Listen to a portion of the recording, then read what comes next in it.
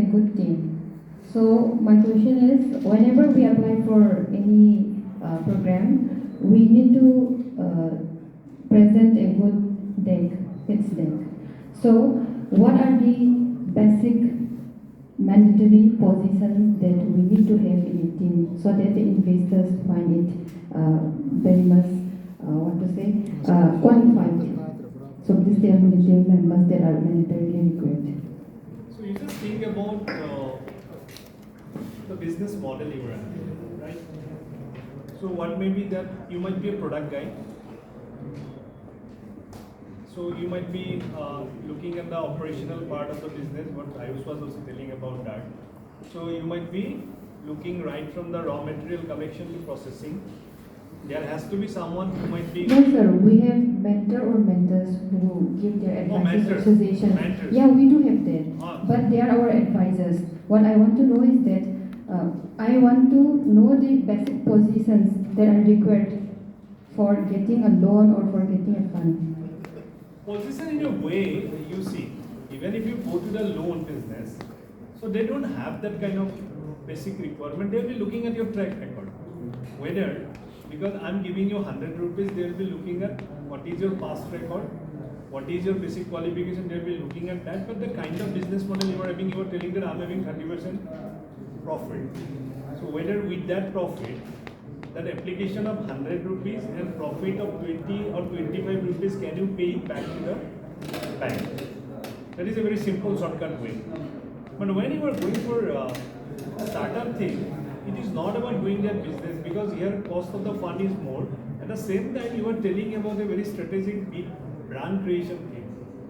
That's why we call here it is more of a kind of OPEX investment, where operational expectation is addressed by venture capital. So it is not about the team, it is more about the whole business, and then how your team is aligned to that. Because many a times, since you are right now, you may not have a designer who can create the product, that package and all these things. So that you might be outsourced. But tomorrow, if you feel that really you need someone who shall be very strategic in marketing, approaching the customers in a market, so in that case you might be needing that. But otherwise, you need a solid team of operation guy who understand the entire business. Finance is an added advantage, because as a initial stage it's very difficult, it's very easy for me to tell about that, but you have a limited resources. But that finance guys will be very fluent about the math. So many a time, when you are facing the investors, there will be certain basic questions to be addressed in financial terms. So ideally it's better. Many of the startups are having the chartered accountant. Again, they will hear the story and they will make a story for you with numbers. But if he or she is part of the team and understand the math, then that is better. So that at least when you are getting money, at least you can know from where money is coming, where money is going. Even I don't know what is your qualification. Even if you are an engineer, if you try to understand that and you feel that I can understand that, then do that. But ideally, a finance guy is required who can have the basic knowledge about what Ayush is telling about these three statements: P&L, balance sheet, and cash flow.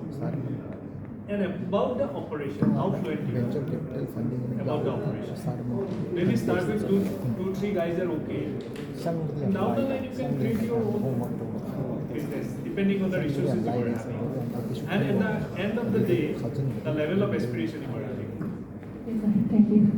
Okay, so let's wind up the session. So for those of you who still have the questions and the query, we have already created a WhatsApp group, so you can keep on asking the questions. Once we have a good number of questions, we will be sharing it with Nixon, and Nixon will go through your query and he will get back the response.